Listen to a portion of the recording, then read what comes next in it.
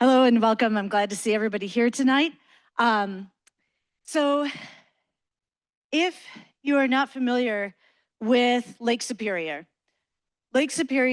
has an island, and the island is about 50 miles long.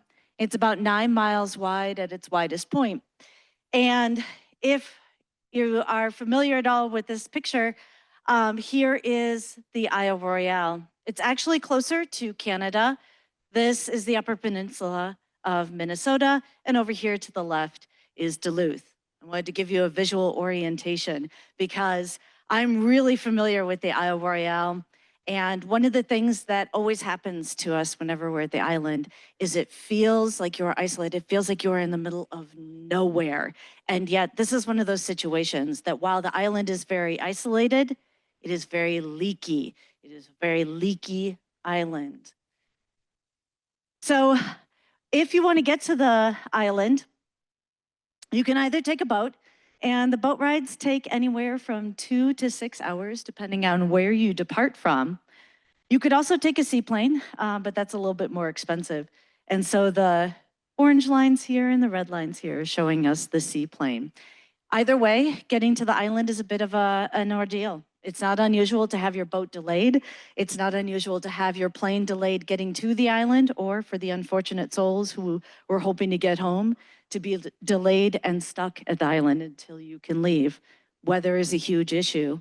Right now, the Lake Superior has what's called the gales of November, and those waves are tremendous. There are several shipwrecks around the island. Lake Superior is moody. Lake Superior is never to be messed with. So again, when you get to the island, it feels like you're isolated. It takes a long time to get there. You're in the middle of this big lake, and the lake is going to be moody, affecting everything that happens on the island. And when I first started going to the island, it always blew my mind that people would say, oh, it's volcanic, because it's the Midwest. We don't typically think of being in the Midwest and being in a volcanic region.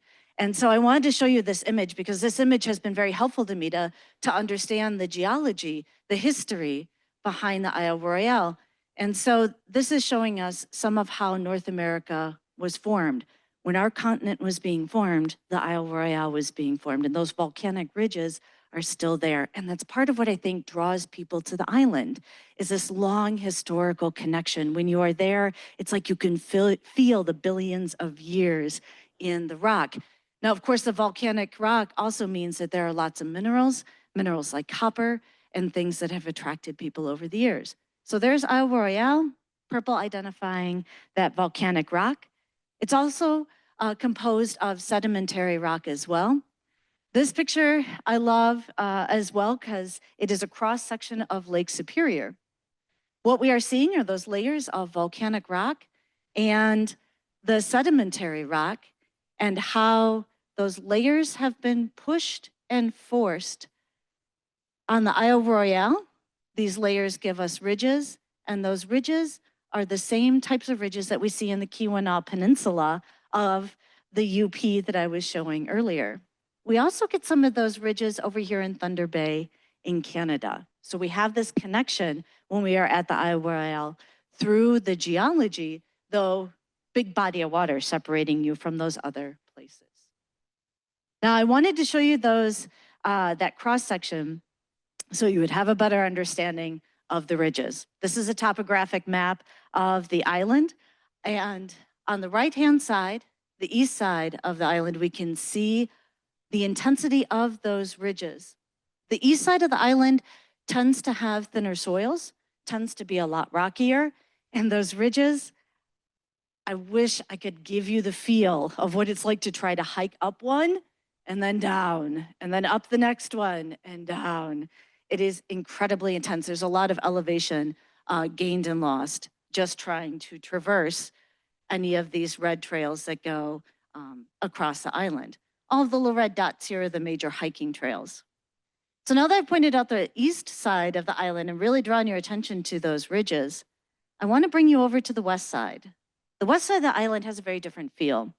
It's a lot more open. The soils are thicker. As a result, the vegetation is different, and we see a little bit of a different preference from the animals that live at the Isle Royale. If you look down here around between the Feltman Ridge and this ridge close to the greenstone, you can see this kind of depression. So one of the things on the western side of the island, this is where the glacial till was left as one of the last major glaciers in North America retreated. So even the glaciers have left their mark that continues to affect the island today. This is an image. Oops.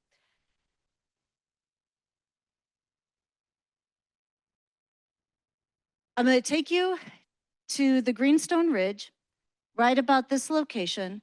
The photo that I'm going to show you is looking to the north, kind of looking towards Canada.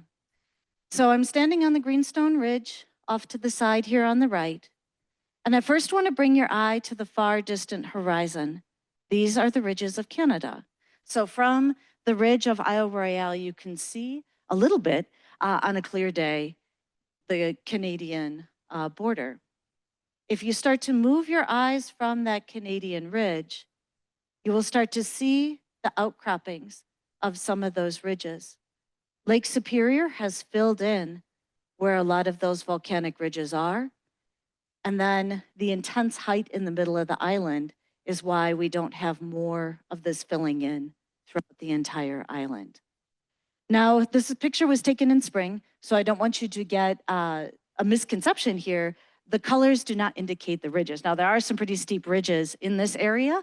I have stepped off the Greenstone Ridge and had to walk down through this area. So there are a bunch of ridges, but the vegetation does hide it. I just wanted you to see how the water has filled in towards the edges of the island.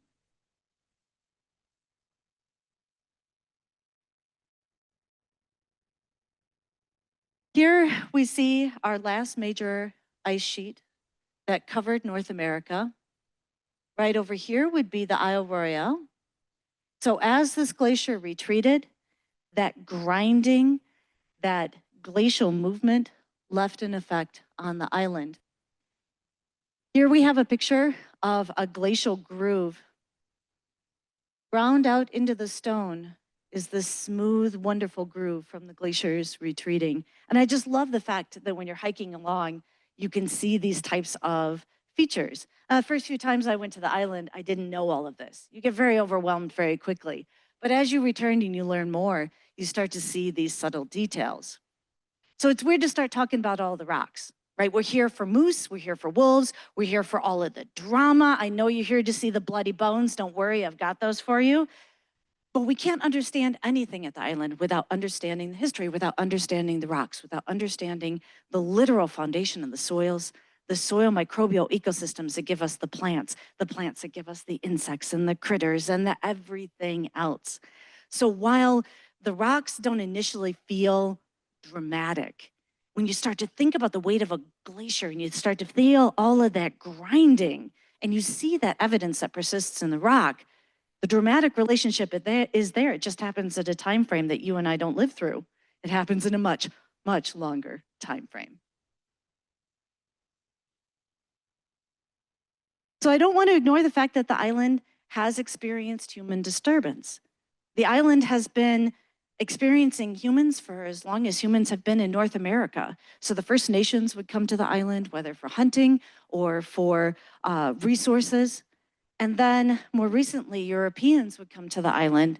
And one of the main things that they were looking for were minerals. So what we're looking at behind us is we're looking at a mining shaft. Many mining shafts were drilled in the west end of the island. They were looking for copper. They were looking for other minerals. Now, lots of groups of people have come to the island hoping to make a fortune mining. But unfortunately, the remoteness of the island meant getting the supplies out, getting all of those minerals back to the mainland was very, very challenging. So I found it slightly humorous that once again, we have people who are floating the idea of going to the island and taking the minerals. And people who have been hiking out there are just like, no. Do you know how many people have tried? Like, even today, this is not going to be a good idea. But it was fun to be able, this spring, to be able to get in and see one of those mining shafts. Again, this is from the middle 1800s. It persists, it keeps. uh, it is not degrading. The effects that humans have had on the island often stick around for many, many years.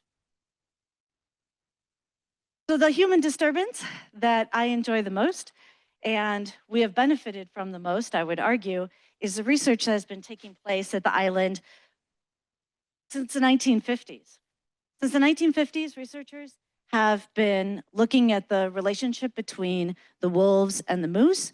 They've also been looking at the vegetation, whether it's a balsam fir or looking at the other organisms at the island. Here we have the benefit of seeing one of the researchers. This is Dr. Rolf Peterson. He took over the research project in 1972. He is still involved with the research today. And that's part of the beauty of the research that's taking place at the island. One of the original researchers is still there. We have that continuity in the research that is being conducted.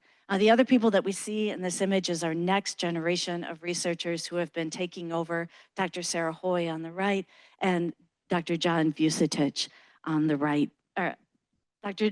Sarah Hoy on the left and Dr. John Vucetich on the right. So these are the new people who have been conducting research at the island and plan to keep this research going.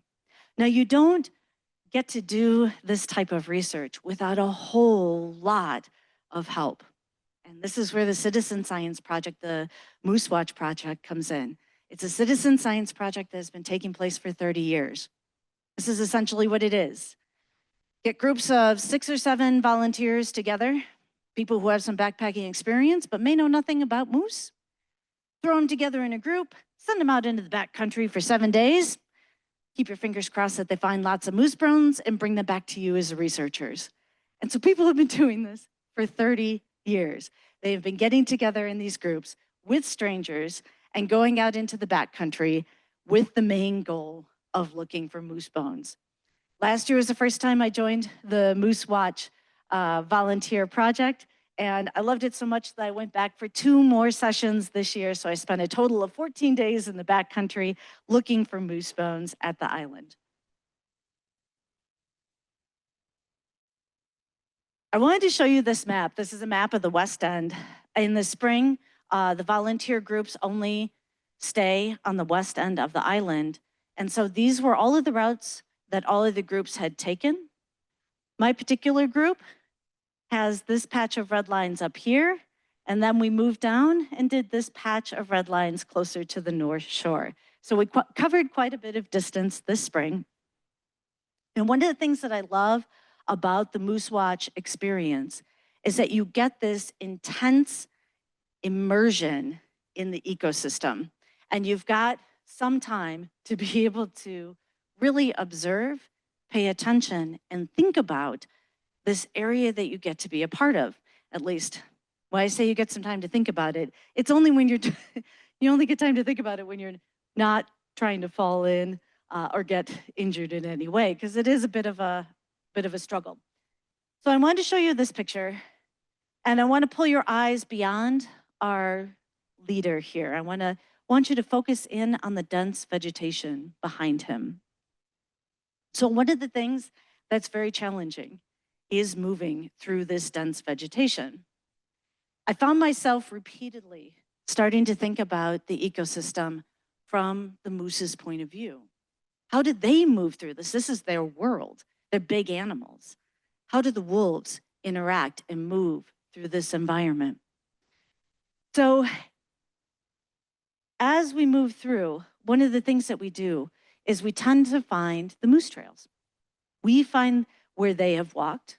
The moose tend to find the easiest places to go. The wolves tend to follow the moose trails as well.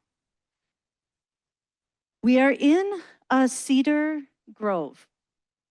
One of the interesting things about cedar groves, one of the ways that moose will use a cedar grove, when moose are being chased by wolves, they will try to aim for the cedar groves. When they get to the cedar groves, they're immediately going to turn around.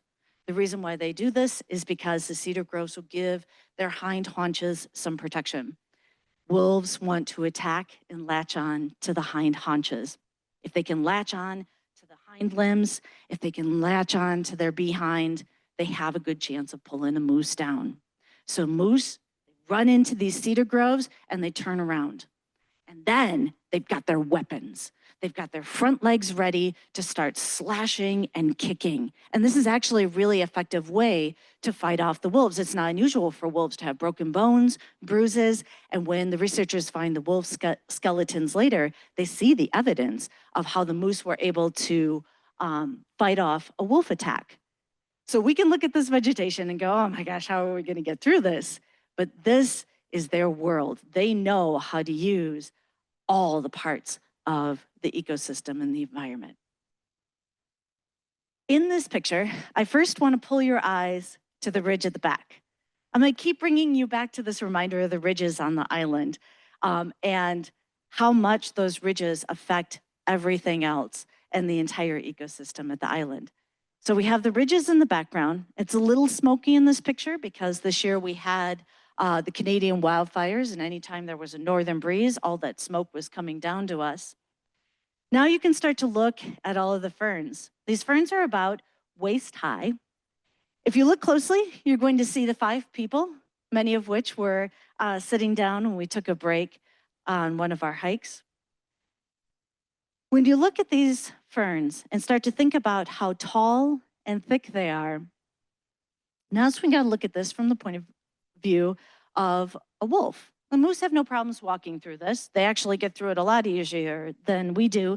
The ferns, as you try to walk through them, will pull and catch on your legs. They are really, really challenging for mammals like us to be able to move. The moose can move through fairly easily. But then I got to thinking about wolves. A wolf has a height of about mid-thigh to waist high. That's where their eyes and their head's going to be.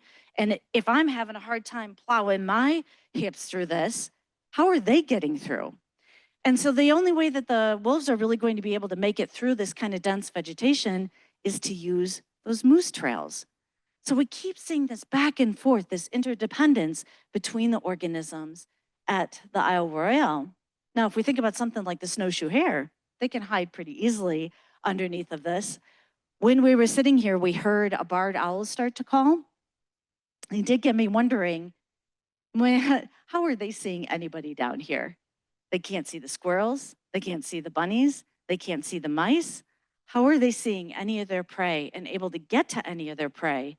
And this thick vegetation just goes for miles and miles. So I think that high summer is a real struggle for some of those predators that we wouldn't necessarily think would have a hard time. This is a completely different scene. In this scene, we have the maple trees. This was delightful. It's open, it's easy to walk through for humans, for moose, for everybody. So sometimes you do get a reprieve. Sometimes the vegetation opens out and it's not completely thick and dense. Here's one of our backcountry campsites. This was on Lake Shashib. It's a lake that very few people are able to get to. It's deep within some of those ridges. I know with the captioning, it's a little hard to see the ridge, so I'm going to stop for a second. Pull your eyes to the ridge in the background.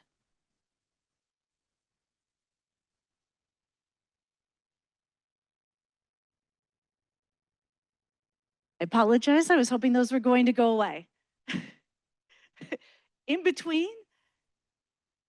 try to focus on this ridge and see the depth, see how high that ridge goes up. When you can see the ridge, it helps you to understand why the water would start to accumulate in this lake. So one of the things that the Isle Royale has is lots of inland lakes.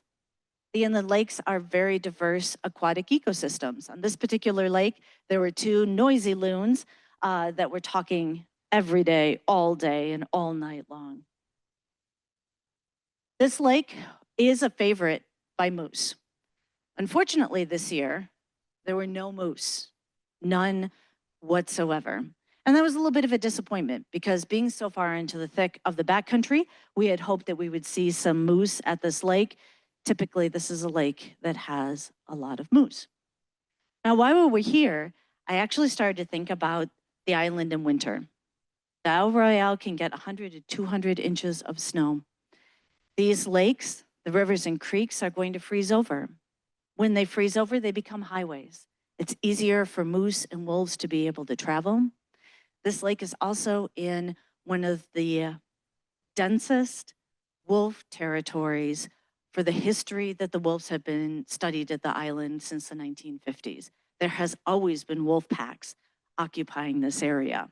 So it was another cause to be at least concerned. We heard no wolves, we saw no moose. It was, aside from the loons, shockingly and weirdly quiet. So I want to walk you through just a little bit of the other vegetation that we see at the island. Here we see a skunk cabbage. Skunk cabbage exists in all of those boggy areas. So when you think about the ridges, all of the water rushing down into the lower areas makes for lots of swampy, boggy areas. Skunk cabbages are particularly wonderful. If you try to walk through any of the swamps, as we had to do, they have intense root systems. And if you're trying to get through a swamp or a bog, this is where you step, because there is no other place to step that won't suck you up to your knees or even your hips. The roots give you a steady place to walk through swamps and bogs. And not just us, but wolves and even sometimes the moose will use skunk cabbage roots as well.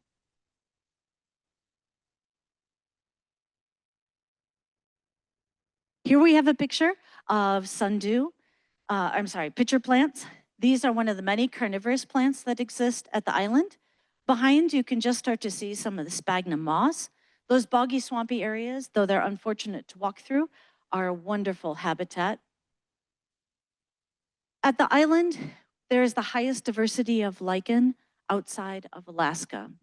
So one of the wonderful things to do is to go to the island when you know about lichen and there's so many different species. In this one tree, we have probably about 6 or 7 different beard lichen species. On the east end of the island, there is the highest diversity of beard lichen. And since people don't often talk about the lichen that are an essential part of the ecosystem, I wanted to show you a couple more pictures. So down near the ground, there is the felt horn lichen. Tucked in amongst the rocks are the beautiful rock posy lichen. And then you can even find wonderful ferns, so many mosses, so many different species of mosses. One of the things that is necessary when you get to the island is to not just keep staring around for moose and wolves, but to also get your face close to the ground. The diversity of life is stunning. All right. So as we move up from the ground and we start to look at some of the bigger organisms, this is a blueberry bush. Now, the Isle Royale has no bears. There are no raccoons. There aren't any coyotes anymore. But the blueberries feed the wolves. And I know that's an unusual thing to think about. Most of the time we don't think of wolves as being potentially omnivorous, but the blueberries do get eaten by the wolves. And then there's the famous thimbleberry.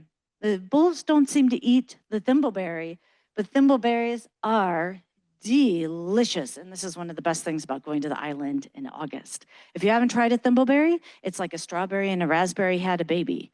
Wonderful, wonderful and delicious. When we talk about the aquatic ecosystem, one of the large predators in the aquatic ecosystem, aside from the loons and the herons, will be the dragonfly. We were able to find a bunch of discarded dragonfly exoskeletons, and there was a group of researchers collecting these, doing research on the dragonfly diversity at the island. This is a pine sawyer beetle. Some of the wonderful things about backcountry hiking is you get to see some of those organisms that don't normally show up close to the path. And this, as you can see, is a very unusual beetle. When we're in the backcountry, we are expected to look for more than wolves and moose. So I love to make all of these other observations of the lichen and the mosses because that's my personal interest and my background. But one of the things that we have to look for at the team, as a team, is we have to look for gray jay sightings. Gray jays are cute, wonderful, very interactive birds. They are cache birds or cache collecting birds. What they do is they take carrion and they stash it in the trees. This is a fantastic strategy for getting through the winter. So in the winter, when there's that 100 or 200 inches of snow, they've got that guaranteed food source if they have cached some of the carrion in the upper branches of the trees. Well, the reason why we need to look for gray jay sightings is because the population of gray jays has been decreasing. Right now, scientists don't know why their population is decreasing, but one of the reasons why they think this is happening is because the warmer winters are causing their caches to rot. So I was really happy when I saw this is a mother gray jay.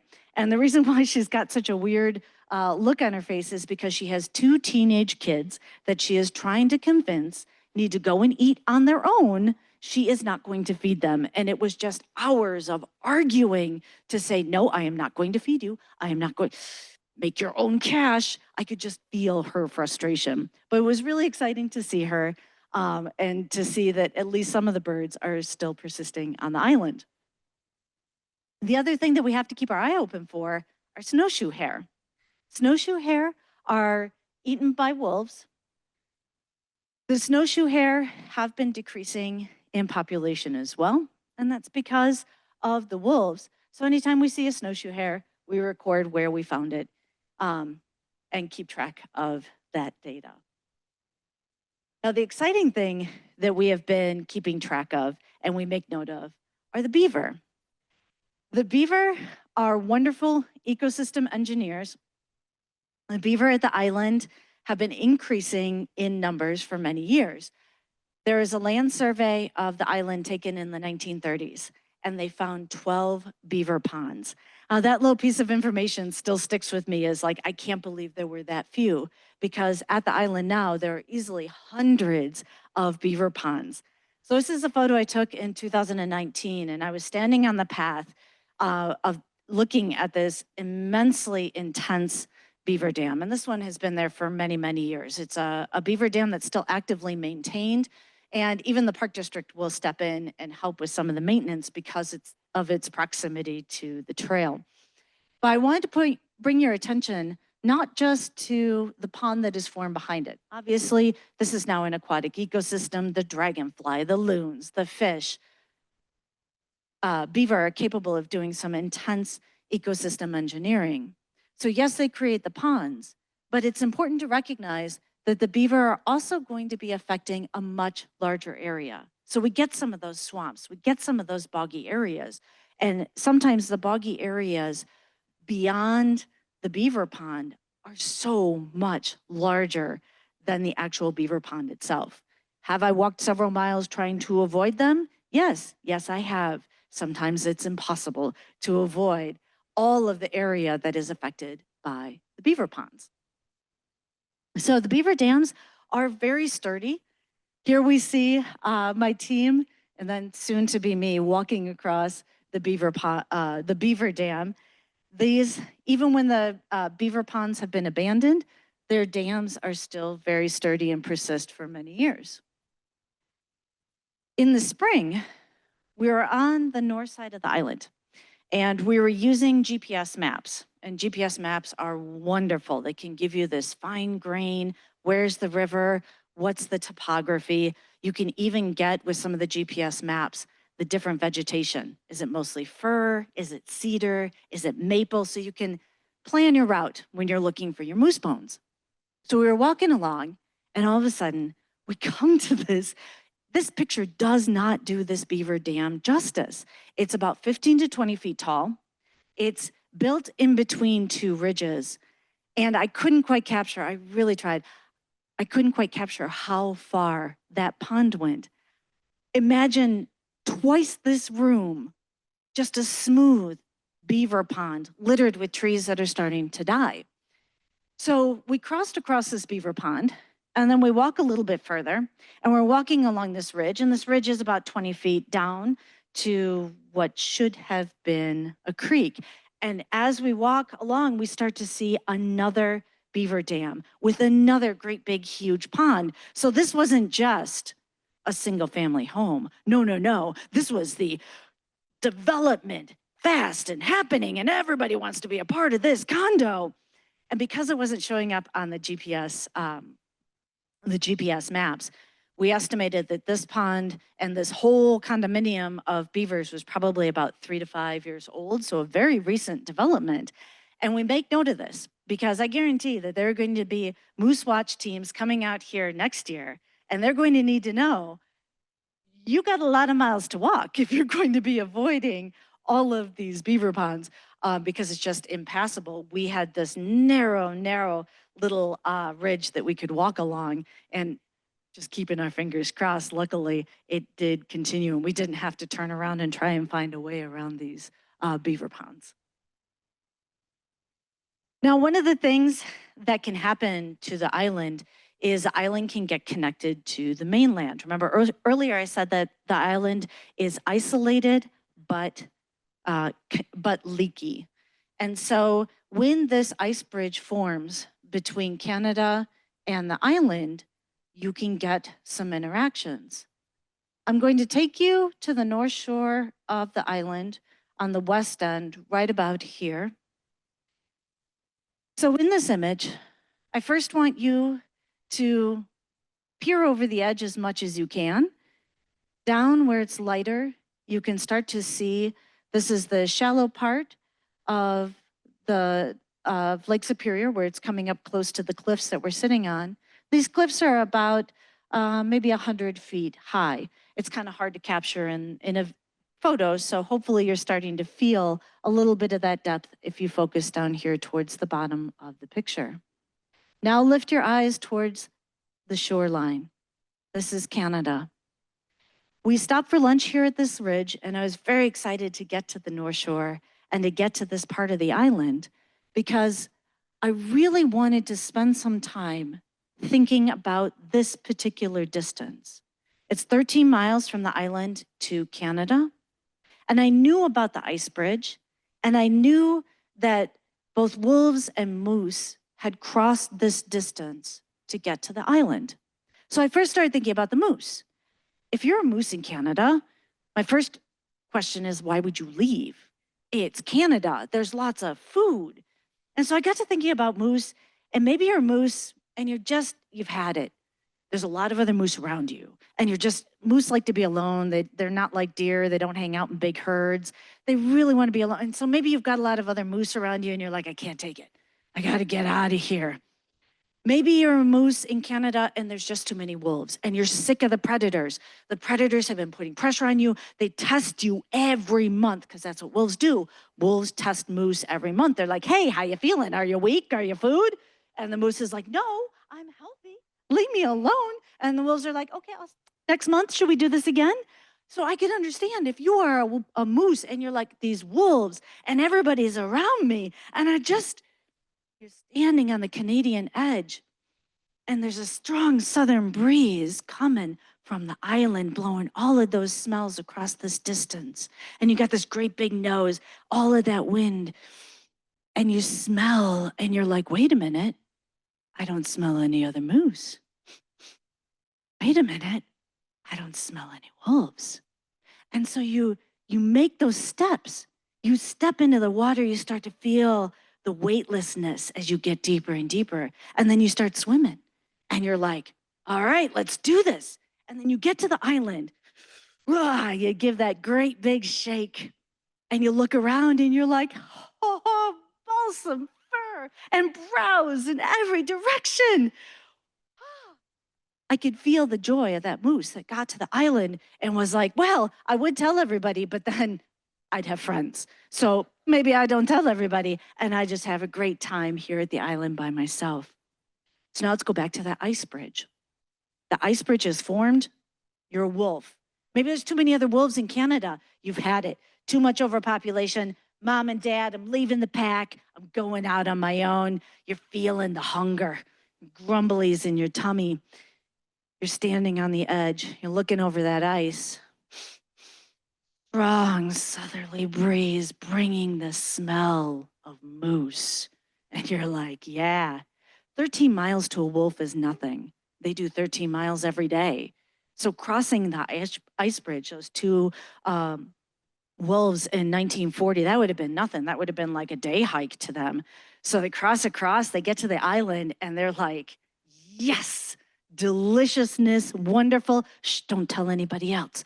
We don't want anybody else to get here. So in the 1940s, two wolves come over to the island. They start breeding, they grow the population. By 1980, there are 50 wolves on the island. If you're thinking inbreeding, you're exactly correct. That is what happened very shortly after those first two wolves get to the island. But that's a whole other story, and that's a story for a different day. Interestingly, when the wolves get to the island in the 1940s, there were coyotes at the island, but coyotes and wolves fight. So shortly after the wolves get to the island, the coyotes disappear. The last sighting of caribou at the island was in 1926. So when moose started to come to the island, their populations were very low. There may have been some caribou moose interaction, but we know that shortly after moose arriving at the island, the caribou disappear. So sitting here at the ledge, feeling that distance, being immersed in the ecosystem really gave me a chance to think about things from the animal's point of view and start to understand more about how the island gets to where it's at today, the observations and the experiences that we can have when we're at the island. So let's talk a little bit about moose, since I've already been building up to it. So moose are part of the deer family. They're pretty big. They can get to be up to 1,100 pounds. They could live up to 20 years. The average lifespan for moose at the island is about 12 years. They have this huge proboscis. They have this huge nose. One of the cool things about moose is that they have flaps inside of their nose that they can snap shut. So when they're eating aquatic plants, when they're doing these long swims, which they can do very easily, they don't get any water into their nose. They have that capability to snap shut their nose. They're browsers. They browse on any kind of tree, any kind of sapling. They need about 40 pounds of browse a day. Now they're like cows, they have a chambered stomach, a four-chambered stomach. So after they consume all of that twiggy material or all of the aquatic material, they are going to go through that process of erp it up and chew on it and put it back down into their chambered stomach and erp it up again. They will spend about 8 hours a day chewing and re-chewing their food. Now, despite their size and despite the awkwardness that we tend to associate with moose, I find that moose are incredibly elegant. So at the Wendigo Visitor Center, they have a completed skeleton from a moose that died at the island. And I intentionally got a couple of pictures of it. I love this picture from the side because we get a feeling for the size of a moose. They are really immense mammals, shockingly quiet when they walk through the forest. But the next photo here is the photo that I love the most. I wanted to get that head-on image of them because when we think about the density of the forest and we see this head-on image, suddenly it makes a lot of sense. Of course they can move through all of that dense vegetation. Look at how skinny they are. Of course they can swim really well. You get that body shape into the water and it's just going to slide through the water with relative ease and relative friction. So they're excellent swimmers and they are fantastic at being able to move through really, really, really dense forests.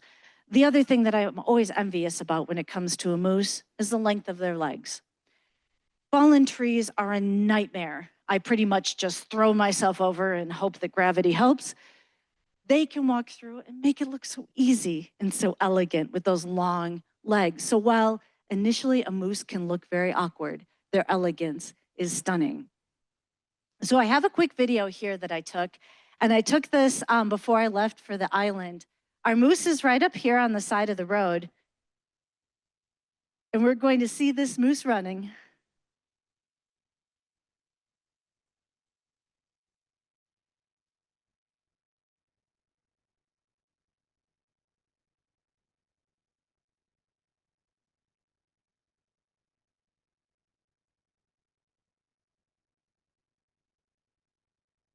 And what's amazing, I went back later and looked at the distance because I knew that right next to this guardrail, there was a drop off. And I went to look to see how wide it was, and it was only about 18 inches. So that huge 11 or about an 800-pound cow moose running so elegantly along the edge of the road. Immense size, but beautiful, wonderful adaptations on this organism. So one of the favorite things that moose love to eat are balsam fir. We are looking at a balsam fir tree here, and I do appreciate their pruning job. I mean, it's really lifted the skirts there on this balsam fir.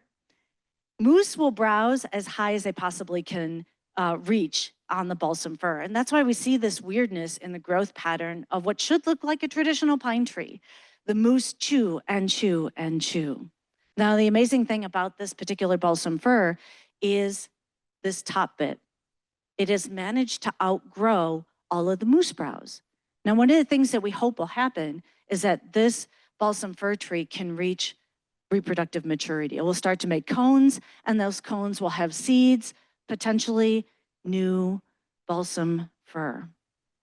Moose will browse and browse balsam fir, and they will pick the balsam fir before anything else and eat it.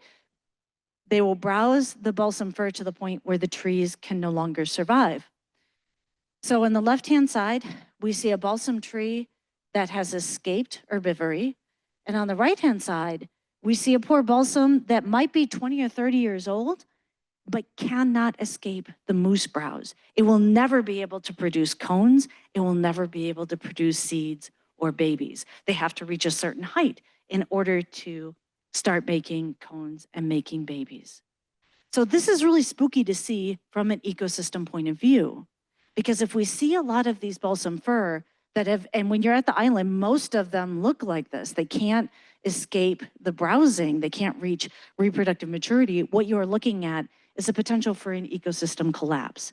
Balsam fir are an absolutely important organism in the ecosystem. They feed more than just the moose. Their seeds feed the crossbills and a lot of birds, the squirrels. So if these balsam fir can't perpetuate themselves, if they can't make offspring, we're looking at a huge shift in the ecosystem. So as you would imagine, as the moose population increases, the balsam fir population decreases. And this has been a concern for researchers at the island for decades, because they've been watching the moose population increase. They've been watching these trees get continually browsed, and their worry and their concern is, what if we have a shift in the ecosystem? What is that going to look like? What kind of potential changes can happen? Now, another moose food is the lungwort lichen. This is a lungwort lichen that has dried up. It is beautiful when it can be reinvigorated with rain. Lungwort lichen is my own personal favorite. It is a beautiful plant. It's hard to find, but there is a lot at the island wherever the moose have not been. It fixes nitrogen, and it's super sensitive to air pollution. So we can use the presence of lungwort lichen to tell us the health of our ecosystem. And then that ability to fix nitrogen is unusual. So it's really important for many organisms in the ecosystem. But when you get an increase in moose, it's really hard to find the lungwort lichen. Moose not only consume balsam fir, twigs, and shrubs, but they also consume aquatic vegetation as well. Aquatic vegetation like water shield, algae, and pondweed is going to have sodium. A moose needs about 3 teaspoons of sodium or salt every day. I love this time of year because this time of year and for the rest of the winter, you can see these types of signs put up in Canada. You're understanding that Canada has a little bit of a problem with moose going after all of the road salt. And so salt is always a limiting factor for the moose. During the summer, moose can get plenty of salt, but it's in the wintertime when all of the aquatic vegetation is gone and all of those ponds and lakes have frozen over. This is when we run into this kind of problem. So when we take a look at ecosystems, we always want to think about those limiting factors. Salt being a big one, and minerals are another limiting factor.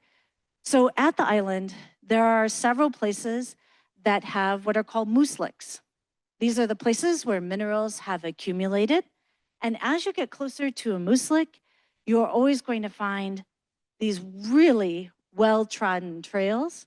You're going to find a huge congregation of moose. Even though moose don't like to be together, they will always come together for a moose lick. And the first time I saw a moose lick, I was kind of unimpressed. It's just kind of a muddy area, but this is where the minerals are accumulating. And what the moose will do is they will come up to these areas and they will start to pull and snarfle the water through their mouth, filtering out some of the minerals that they need. So I've had the privilege of being able to go to 3 separate mineral licks at the island and to really get that up close experience of where the moose are able to get those minerals, really get that connection with one of the main limiting factors to moose health. So we're here for the bones. What can moose bones tell us? Moose watchers, our primary mission is to take home bones from the skeletons that we find. We take home a skull, we take home part of a hind limb, and then any other bones of interest, like some of the hips. So one of the things that moose bones can show us is they can show us interesting connections. So this skull, these are the upper teeth. This skull is showing us some periodontal disease. So recent research shows the connection between periodontal disease, osteoarthritis, and osteoporosis. I want to point out and draw your attention to the journal where this research was published. This was not published in a wildlife biology journal. This was published in a human osteoarthritis and cartilage peer-reviewed journal.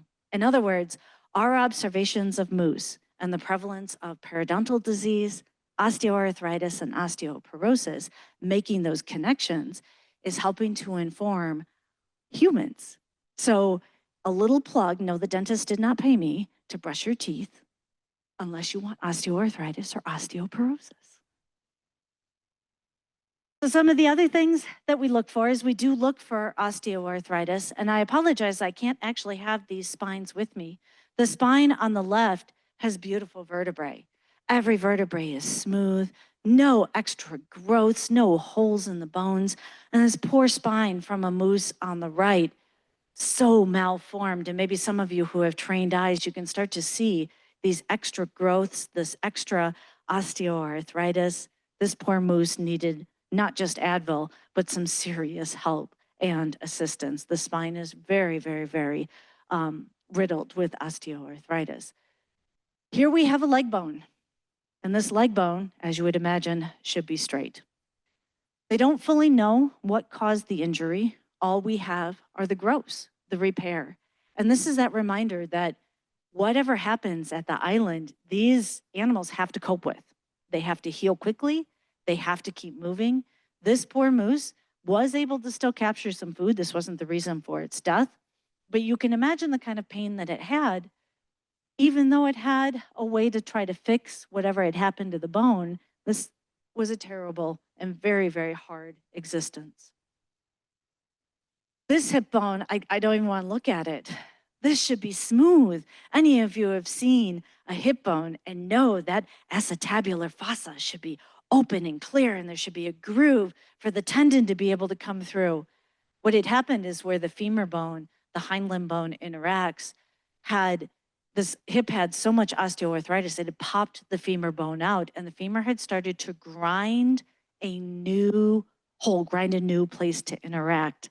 And again, this moose, no Advil, no Tylenol. I mean, you can start to feel the pain. And that's the story that these bones tell us. Every skeleton, every bone tells us a story about the individual moose and their lives. Now, this one is really interesting. I'm not going to just try to say the French word for what this moose has, but you can see in the antlers, these antlers were never shed. through the moose's whole life. It keeps its antlers, and part of that is because of an imbalance in the hormones. So it never gets that stimulus to shed the antlers. So it kept its antlers, and the antlers are always covered in velvet. The other thing that we often find with moose that have this type of situation is that they have both organs. They have the organs associated with sperm, and they have the organs associated with eggs and being able to have offspring. So we see this kind of unusual situation in moose, like we do many other animals and organisms on our planet. The other exciting thing that we find with our skeletons, or hope to find, are the teeth. And these are the front incisor teeth.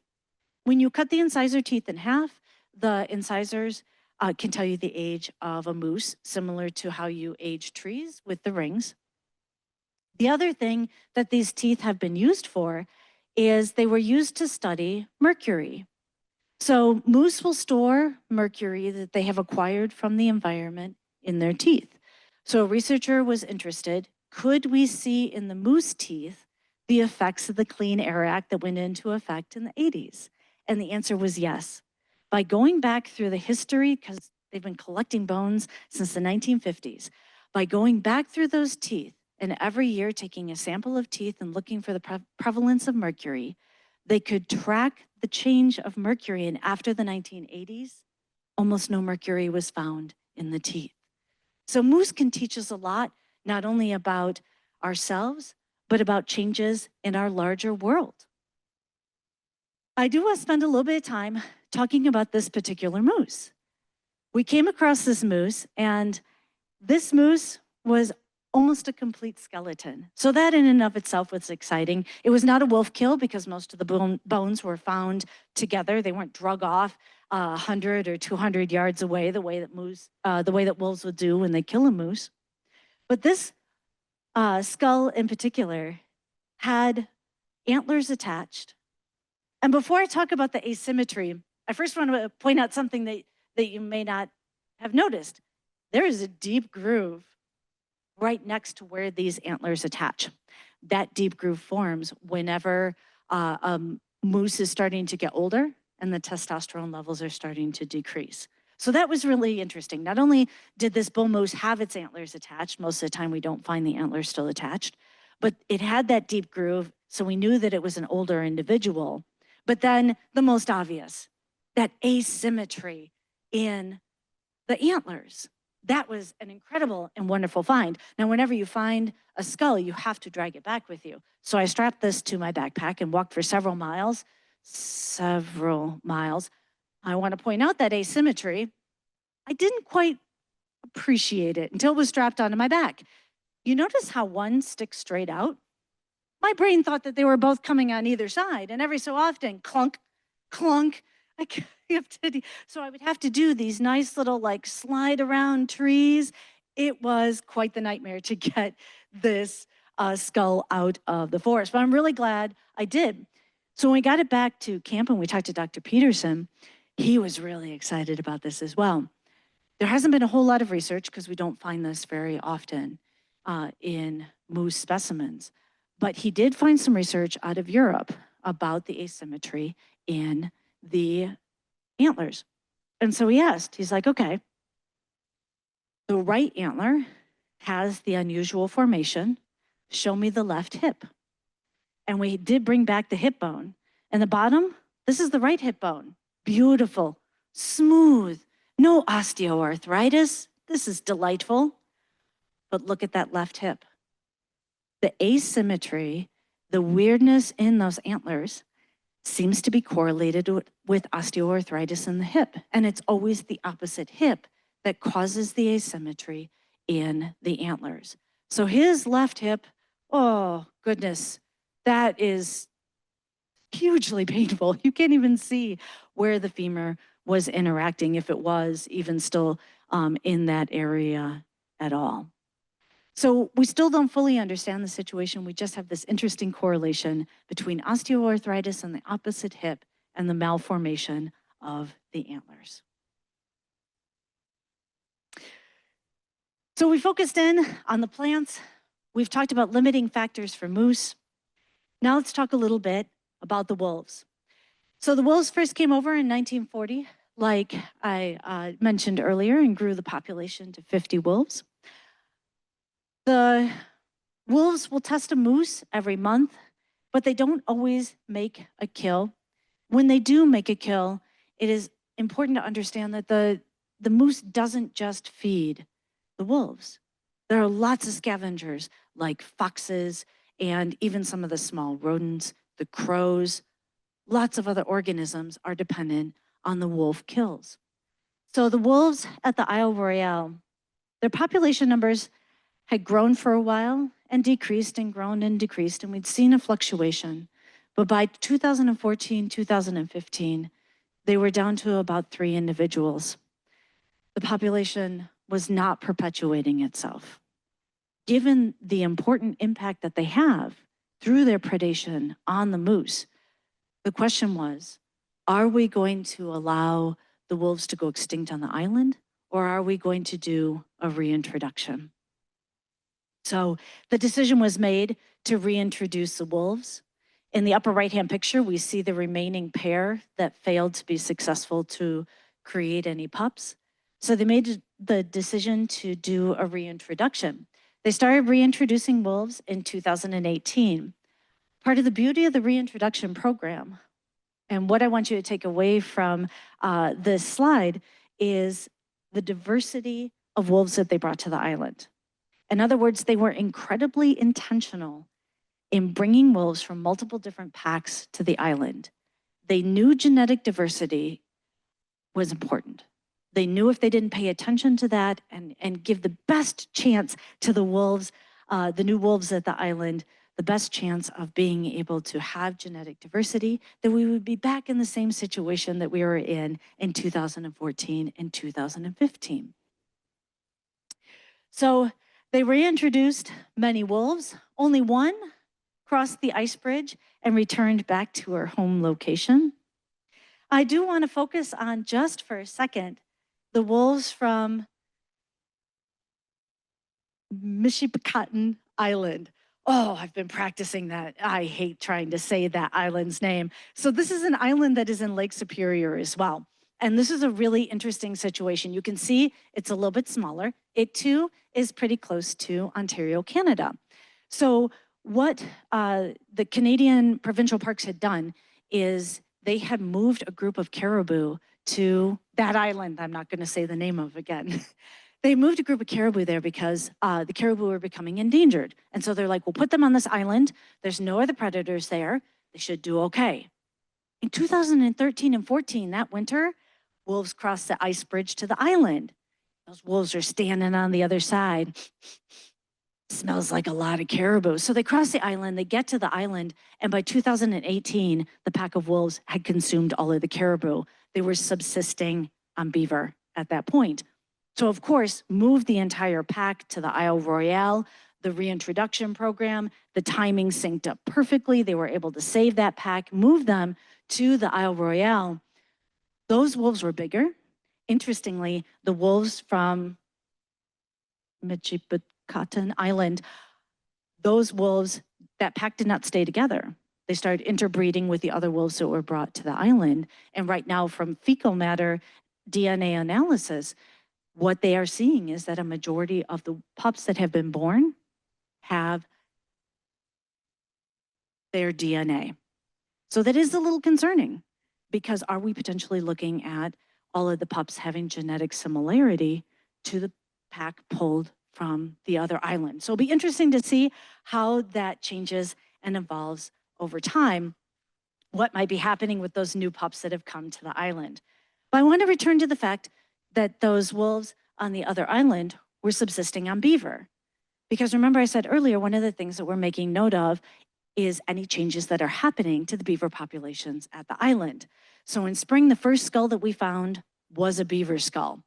Not necessarily exciting because we're there for moose, but I was excited because I was like, oh, wait a minute, this is what we expect to have happen. The wolf population grows, and the wolf population is roughly 30 individuals. We should expect that as they are consuming the moose, and the moose population has been dropping, It dropped from 2,000 down to 840, down to about 500. So as that moose population starts to drop, we would expect the wolves to start to prey switch and to start to subsist and fill in the gaps with snowshoe hare and beaver. So I was really excited to see the beaver skull. This graph is complicated, I know, but I'm a scientist. I got to show you a little bit of data. This is actually a little bit older data. I want you to focus first on the dotted line. The dotted line shows the fluctuation of wolves over time. Here we have that decrease in the population right about the time of reintroduction, and that's when the data collection stops. We don't have an updated graph yet for wolves mapped against moose, mapped against beaver. So as our wolves decrease, take a look at the green line. Look at how much the beaver population had increased by the time of reintroduction. Lots of food available for those wolves that have been consuming the moose. So if the moose population starts to drop, we should see the beavers start to be consumed at a higher rate. So finding that beaver skull, very, very exciting. And then by one of our campsites, we were camping by an old beaver pond. And again, I couldn't capture it all in one photo. This is a huge network, many, many dams, probably about 15 to 20 different dams, ponds going all over the place. There would, if we were to walk from here to classroom building 2, just imagine that whole area, separate ponds and dams, a very large geographic area of old beaver ponds and lodges. But this lodge and this whole area had been completely abandoned. So this area that I'm standing and taking the photo should be underwater. This is their abandoned lodge. There were no beaver in this area. And I walked all the way around looking for any sign. And one of the most interesting parts was being able to see where the creek was able to trace its original channel now that all of the beaver had been gone. We can't say for sure if that first skull we found was from one of the beavers from this pond. It was fairly close by, but it would be a safe assumption to say that that poor beaver had met with a wolf end. I know that this graph is a little bit fuzzy and I apologize for it. This is research that was published very recently. This is the most recent annual report that has been published. And the reason why I wanted to show it to you, despite being so fuzzy, is to show the increase in the wolf population at about 30, a little over 30 wolves, and then that severe decrease in the moose population down to this year this spring at about 500 individuals. So we are seeing some of the effects of that, I think. At least preliminarily, we can start to make some conclusions that we're seeing this relationship. So when we are looking at the moose bones and we're seeing that increase in wolves, we would start to expect some of the skeletons that we come across to be of younger individuals. So one of the most exciting wolf kills that we came across was this wolf kill that started with a tremendous patch of fur. This patch of fur, combined with some other information, led us to think that this was a recent kill. This moose was killed probably right around February, and we were out at the island in this location in May. So this was really exciting to get such a recent wolf kill. Now, the other wonderful thing, we found almost all of the bones associated with this moose. We found those incisors, so we'll be able to get an accurate age. But one thing I want to draw your attention to is look at how cleaned these bones are. There's almost nothing left. So just that reminder that these animals, when a wolf kill happens, feed so much of the ecosystem. The scavengers come in and just take a hold of everything. Here we have, here we have Patty collecting the legs. And the shocking thing about the legs is how clean they are, how much of this animal has been consumed. And then when we start to look a little bit closer, this is when we get to see the impact that the moose have when it comes to feeding the predators. So I'm gonna take a moment here. Here we have the skull from our wolf kill.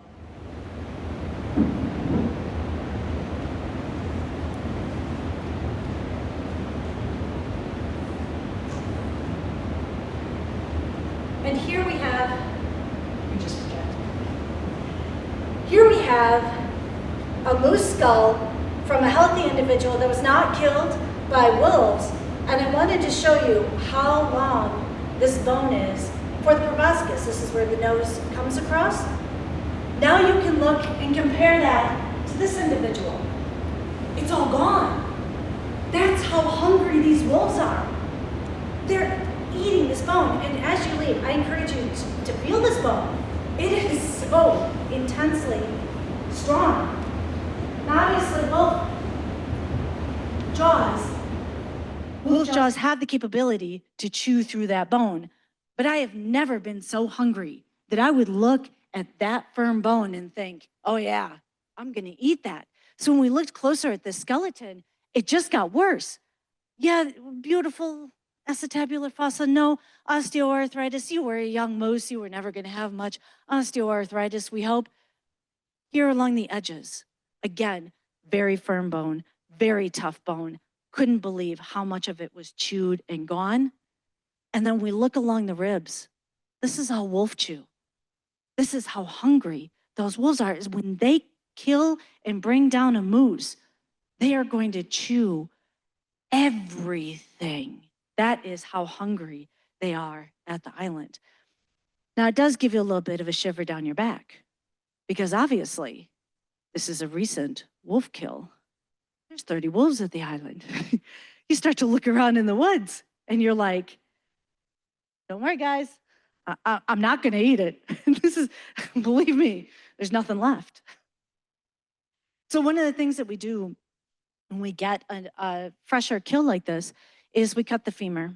And when we cut the femur, one of the things that we're looking for is we're looking for marrow. And when we cut this femur open on this moose, the femur was very empty. This should all be filled with a gelatinous substance. It should be filled with that marrow. So the unfortunate side of this is that the moose was probably starving at the time when the wolf were able to take her down. So some of the other skeletons that we found were mostly from younger individuals. And this we would expect as the wolf population has increased. They mostly consume the older individuals and then the younger individuals. So of this, when we discovered this moose, we discovered her hip bones. And the reason why we know this is such a younger individual is that the hip bones had not fully fused together. And so that's what we're seeing here, is one of the hip bones that is not completely fused together. I was walking along through a cedar swamp, and I looked down, and I kind of didn't believe what I saw. I saw this patch of white, and I was just like, I gotta get back to camp, and I'm tired, and I'm not hungry, and sometimes when you see stuff and you're in the backcountry and you're hungry and you're tired and you're sweaty and you're just crabby, you don't necessarily want to stop. So I stepped over this and I looked, and I'm like, yeah, it's probably nothing. But I paused and I looked a little closer, and I didn't quite believe it. I was like, are those incisors? Those look like moose incisors. The whole thing was only about this big. It fits inside of a tiny little Ziploc bag, to give you a sense of scale. And what this is the lower jaw, the lower mandible from a moose that was maybe a day old. Now we started to scour around, look to see if there were any other bones.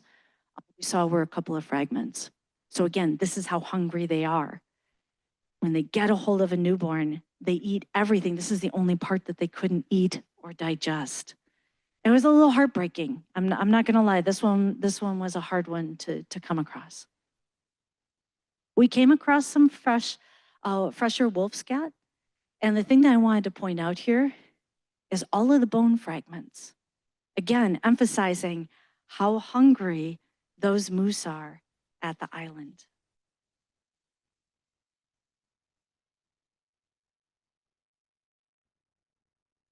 So we're getting pretty detailed.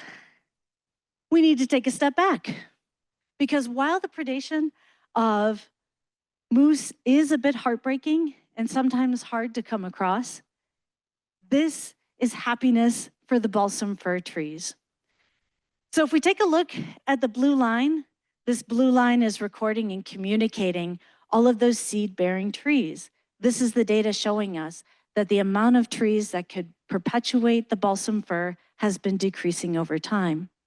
If we focus in on the gray lines, this is where we see the saplings that are able to escape that herbivory and potentially make seedlings and keep the population going.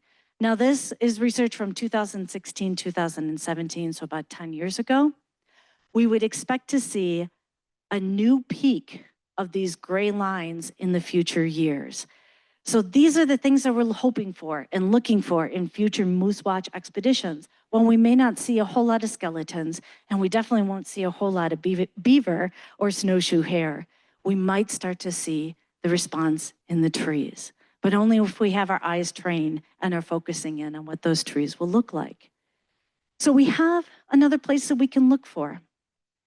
Off the northern side of the island is an island called Passage Island. This is an island that has never had moose. And so you can visit it, you can walk around, and you can train your eyes for what the ecosystem can look like when there aren't any moose.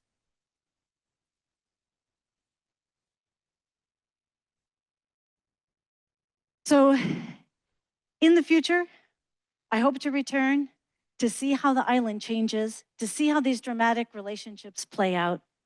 I want to acknowledge all of the researchers who have worked on this project, all of the Moose Watch volunteer teams collecting the data and doing that really hard work of collecting the information that we can then draw these large-scale conclusions from. And I want to thank you guys for sticking it out with me tonight and learning about the moose and the wolves and all of these relationships at the Isle Royale.